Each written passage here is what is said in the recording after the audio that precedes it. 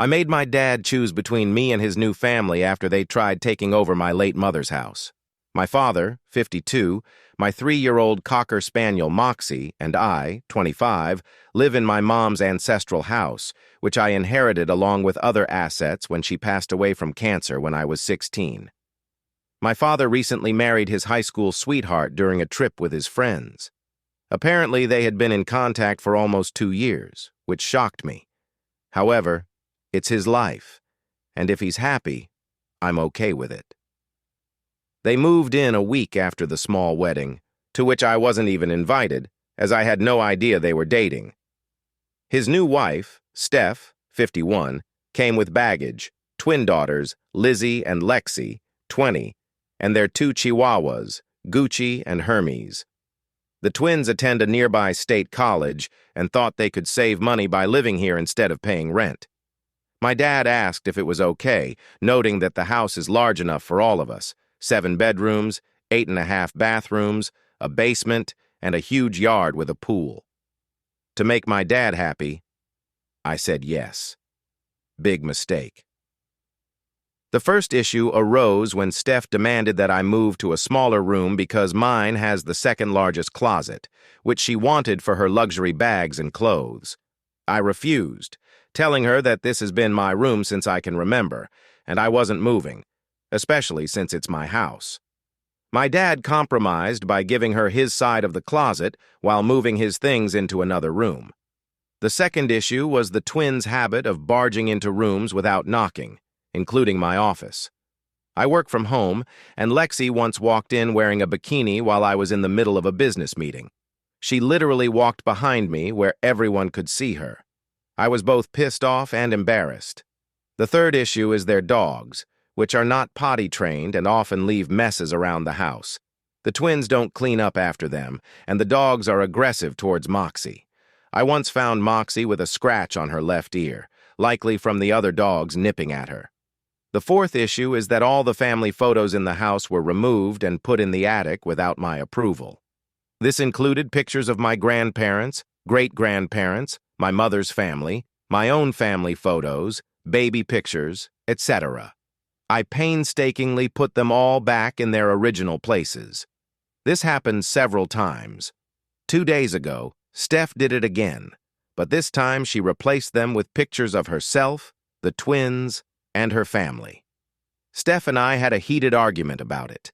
I told her she couldn't make any changes to the decorations in my house without my approval, and that her daughters needed to learn to knock on doors and train their dogs. She responded that they could do whatever they wanted in her house, and that she would be setting house rules for everyone to follow. She went on to insult me, saying that I was a wild animal doing whatever I wanted and that I wasn't raised properly due to having a bad, useless mother. I was livid, an understatement, really. I told her to pack her things, along with the twins, because I was kicking her out. She claimed I had no right to kick them out of her house. I told her, "Lady, you are living under my roof. This is my house, inherited from my mother. Right now, you, your twins, and your dogs are trespassing. Get out before I call the cops." My dad came home early that day after Steph told him what happened. I told him my side of the story. He said that they were still adjusting to the house and that the move had been difficult for them. I told him about all the issues with them, but he kept insisting that it would get better and that we should give them some time. I told him that I had put up with all their crap for months and had reached my breaking point. He defended them more than he did me, so I gave him an ultimatum: either move out with them or stay. He had until the end of the week. Did I do the right thing by making my dad choose between me and his new family? I gave them a chance and tolerated so much of their crap for the past few months. What Steph said about my mother was the final straw. There's no way she's going to disrespect my mother in the house where she grew up and where I grew up. Quick update. I called the same lawyer who handled my mom's will to review if there's any loophole or chance that my dad could contest it. I'll be meeting with her in a couple of hours. My dad is a good man and worked hard to provide for me after my mom died. He's never asked me to dip into my money to help with living expenses. He makes a decent income as an engineer, so I don't think he's after my money. I could be wrong, though. I just think he's blinded by the fact that someone still finds him attractive at his age, especially since it's his high school sweetheart. It didn't help that it was his ex-girlfriend before he met and married my mom. I don't know the whole history or if there's bad blood between her and my mom, but it doesn't excuse her behavior. Steph and her daughters are staying somewhere in town, but I don't care to find out where. They have enough money to take care of themselves, and if they run out, they always have their luxury bags to sell. Honestly, who needs so many bags that they require an entire closet? If anyone's wondering about my relatives, my mom was an only child, and her parents left everything to her. When my mom died, I inherited most of what she had, though she left some to my dad. My grandparents on my dad's side live about 6 hours away with my uncles and aunts. It's just me, my dad, and Moxie here. Moxie is doing well. She's happier and seems to enjoy the quiet around the house. Update. I spoke with my mom's lawyer, Amy, about the issue on Saturday and asked if there was any way to contest the will. She showed me the documents, and both my mom and I signed an agreement that we would not contest it in the future. Mom for the win. Amy also advised giving them at least 30 days to find a place and move out to avoid any legal trouble, so the inheritance issue is settled.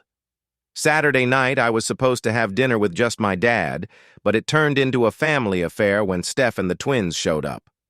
To make it quick and end the misery, I told them I had spoken with Amy about the house and other legal matters. I also informed them they had 30 days to find a place and move out. Steph tried to object, but Dad shut her down, saying we could fix the issue, go to family therapy, and get to know each other better. Cue my eye roll. I informed him that they'd been living here for months and had never once tried to be family unless they needed something. I put my foot down and told him that enough was enough. I asked if he was going with them or staying so I would know which of his items he'd be taking. He asked if I was kicking him out, and I told him I wasn't. I was letting him choose where he wanted to go.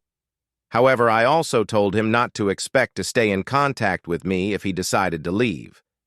Steph asked why I was kicking him out of his house. I explained that I inherited the house from my mother. She said he had told her that I lived with him. I guess she thought I was living in my dad's house. Big misunderstanding on their part. Lexi argued that it would be hard to move since they were finishing up the spring semester and finals were in a couple of weeks. I just smiled and said they'd better hurry and find a place. I left after that. Yesterday, on Easter Sunday, I invited my boyfriend, his family, and my 2 best friends over to celebrate. My dad kept calling, but I didn't answer. He tried to invite me to spend the day with them. As far as I'm concerned, the only family I have right now are my 2 best friends, my boyfriend, and his family.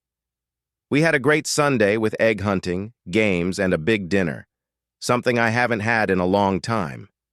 It felt right. Anyway, I'm finishing up documenting everything in the house worth over $500. I had a few people over to help document it all. The locks have been changed, and I only gave a copy to my boyfriend. Don't worry about my dad. He doesn't approve of him because he's middle class. I also hired professionals to install a security system around the house and property, and I'm scheduled to meet with someone about the fences and gate. I haven't tapped into the fund my mom left since I started college, which helped with tuition, dorm, and other expenses, but this is an emergency, so it's necessary.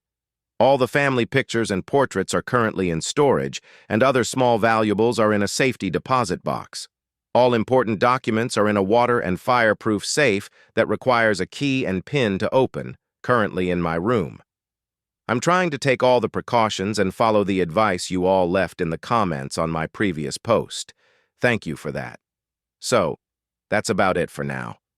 I'm not really sure why my dad is choosing them over me, his own flesh and blood. I'll update this if anything new or stupid happens. I've come to accept that, for some unknown reason, they are more important to him than I am. It's not easy. It's depressing. The fact that I lost my mother at a young age and now I feel like I'm losing my father is one of the worst feelings I've ever had.